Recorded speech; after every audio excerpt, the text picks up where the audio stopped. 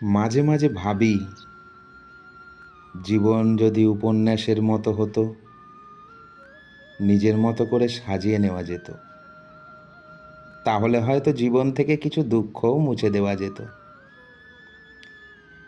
এই বাস্তবতার ভিড়ে সব কিছু এত কঠিন মনে হয়, মাঝে মাঝে বেঁচে থাকাটা দায় হয়ে যায়। কাছের মানুষের কথা ভেবে নিজের সব ইচ্ছের গুরুত্ব না দিয়ে অন্যের ইচ্ছের জন্য নিজের গুরুত্ব ভুলে যাই মাঝে মাঝে।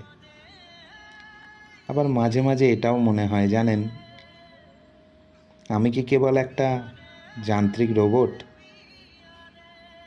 শুধুই কি অন্যের চাহিদা মেটানোর জন্য ভগবান আমায় সৃষ্টি করেছে? অথচ আমি কত করে চাই, জানেন, কেউ আমাকে একটু বুঝুক, আমার মন খারাপের মুহূর্তগুলো ভাগাভাগি করুক। কিন্তু এই ব্যস্ত শহরে